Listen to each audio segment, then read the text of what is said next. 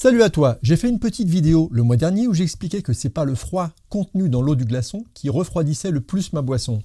Et comme j'ai eu beaucoup de commentaires sceptiques de buveurs d'apéro de tout genre, je me suis dit que ce serait bien que je prouve ce que j'ai avancé. Alors maintenant, place à la démonstration pour convaincre les sceptiques. Posons les bases. D'abord, comme on va faire un peu de calcul, je te présente les unités que je vais utiliser. Le joule, représenté par la lettre J, c'est l'unité de mesure de référence de l'énergie.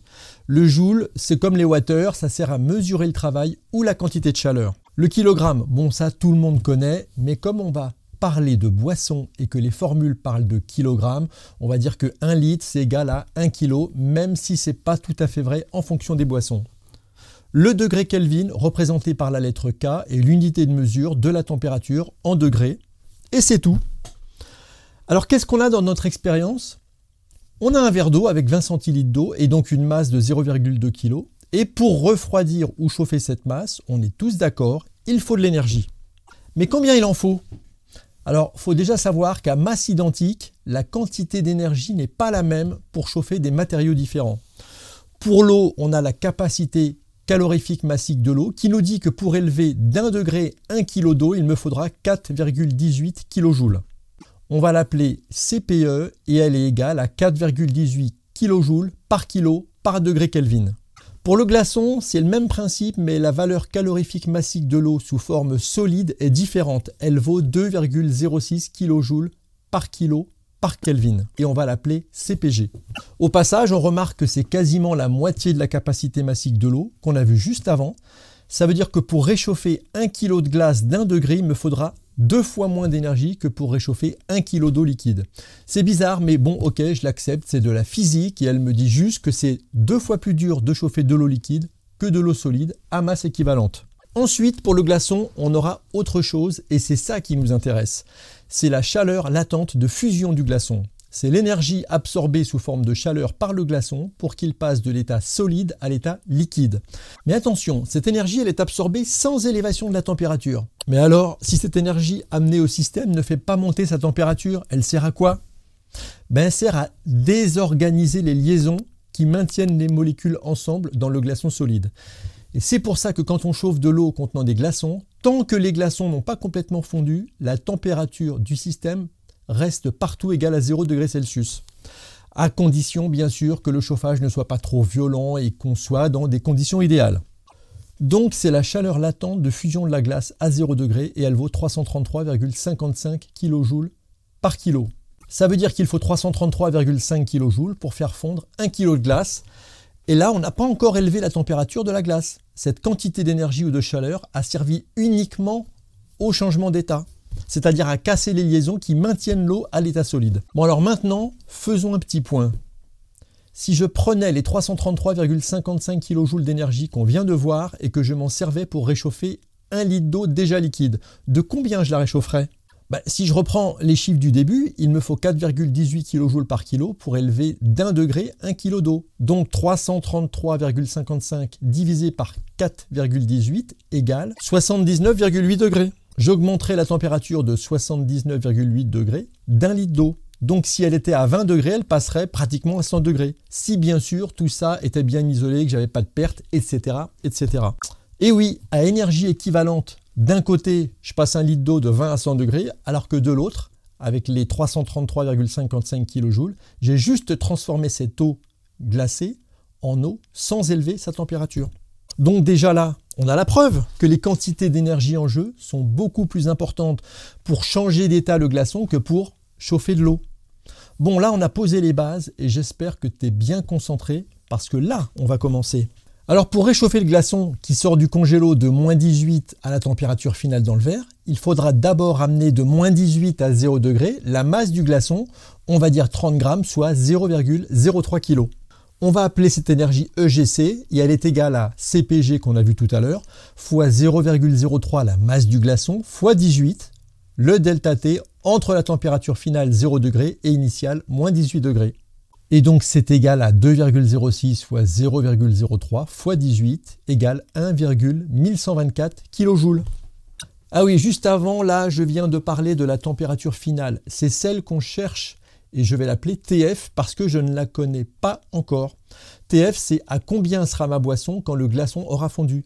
Et avant d'y arriver, il va falloir que le glaçon se réchauffe, qu'il devienne liquide, que ce petit volume de liquide se réchauffe, que la boisson se refroidisse et que tout ça forme une boisson de température homogène. Bon, ces précisions étant dites, ensuite pour faire fondre le glaçon qui est maintenant à 0 degré, il faudra l'énergie suivante. EFG égale la chaleur latente de la glace, fois la masse en kilos du glaçon égale 333,55, fois 0,03 kg égale 10 kJ.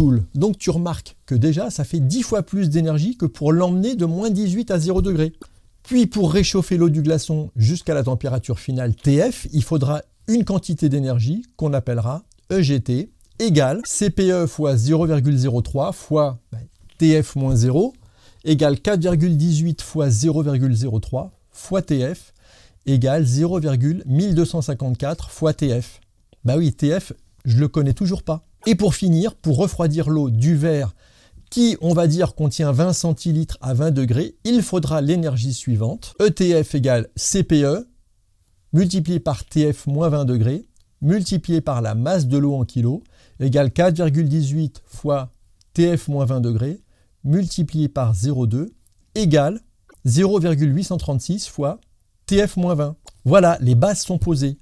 Maintenant, à l'état final, une fois qu'on aura une boisson liquide et homogène, si on prend une photo de l'instant, on n'aura plus d'échange d'énergie et on sera arrivé à l'équilibre. La somme de toutes les énergies en jeu sera la même. Certains corps auront perdu des calories au profit des autres qui les auront gagnées. Avec bien sûr l'hypothèse que durant les réactions, le système était parfaitement isolé et sans contact avec le reste du monde. Ouais, c'est un peu tiré par les cheveux, mais c'est comme ça qu'on fait. Donc on aura EGC plus EFG plus EGT plus ETF égale 0. Donc les 4 quantités d'énergie qu'on vient de calculer. Reste plus qu'à remplacer toutes les valeurs par celles qu'on a calculées au-dessus. Et ça nous fait ça. 1,1124 plus 10 plus 0,1254 fois TF plus 0,836 fois TF moins 20 égale 0. Qu'on n'a plus qu'à réduire jusqu'à trouver TF. Et là, je vous laisse lire. C'est du niveau début de collège. Quelques additions, multiplications et une équation à une inconnue. Et voilà le travail. TF égale 5,82 degrés. Donc au final, le verre sera passé de 20 degrés à 5,82 degrés à la fin de la transformation. Conclusion, un apéro à 5,82 degrés, c'est bien. Bon allez, soyons sérieux, je ne voulais pas finir comme ça sans rajouter un petit exercice pour finaliser la démonstration et te prouver à toi, oui toi, l'alcoolique qui passe ton temps à boire des apéros. Ouais, parce qu'il faut vraiment être un alcoolique pour se taper toute la démo que je viens de faire. Un mec normal, ça fait longtemps qu'il se serait tiré, parce que lui, il s'en fout, il ne boit pas. Bon, imaginons maintenant qu'on ait un glaçon à moins 18 degrés, mais qui soit déjà liquide et qui n'ait pas besoin de fusionner de l'état solide à l'état liquide. Bon, j'avoue, on est carrément en pleine science-fiction, mais c'est une hypothèse intéressante, parce qu'on va voir à combien serait notre boisson dans ce cas-là. Alors pour réchauffer l'eau du glaçon, qui sortirait du congélo liquide à moins 18 degrés jusqu'à la température finale TF, il faudrait une quantité d'énergie qu'on appellerait EGT, égale CPE fois 0,03 fois TF moins 18 degrés, égale 4,18 fois 0,03 fois TF plus 18 degrés, égale 0,1254 fois TF plus 18. Ensuite, pour refroidir l'eau du verre, qui, on va dire, contient 20 centilitres à 20 degrés, il faudrait l'énergie suivante. ETF égale CPE multiplié par TF moins 20 degrés, fois la masse de l'eau en kilos égale 4,18 fois TF moins 20 degrés multiplié par 0,2 égale 0,836 fois TF moins 20. Au final, on aurait EGT plus ETF égale 0. On remplace toutes les valeurs par celles qu'on a calculées au-dessus et ça nous fait 0,1254 fois TF plus 18 plus 0,836 fois TF moins 20 égale 0. Je vous laisse lire la suite, c'est juste du calcul. Et finalement, TF égale 15,043 degrés. Et oui, sans la chaleur latente de fusion du glaçon, la boisson baisse de 5 degrés. Et là, ton apéro, il est tiède. Alors bien sûr, rien ne t'empêche de mettre beaucoup plus de glaçons liquides dans ton verre. Mais là, tu vas noyer ton apéro. Alors qu'avec la chaleur latente de fusion, elle baisse de presque 15 degrés, donc 3 fois plus avec un glaçon de 30 grammes. Et voilà, donc maintenant tu peux te servir un apéro tranquille et regarder fondre le glaçon totalement serein et satisfait. et même qu'avec un peu d'imagination et en fermant les yeux, tu dois pouvoir voir les milliards de molécules qui se désolidarisent grâce à la chaleur pompée dans ton pastis. Conclusion, c'est indiscutable, le glaçon ce n'est efficace que parce que c'est de la glace et que parce qu'elle devient liquide. Point final. Ah au fait, toi, oui, toi qui me regardes, si ça t'a plu, si tu as appris quelque chose, alors fais-en profiter les autres en partageant cette vidéo et surtout, n'oublie pas de liker et de t'abonner. Pour finir, je t'informe que cette vidéo est un hors-série, on va dire mode fin de vacances, et que là, je travaille sur la fin de la formation chauffe-eau solaire qui va très bientôt arriver. Sur ce, salut à toi!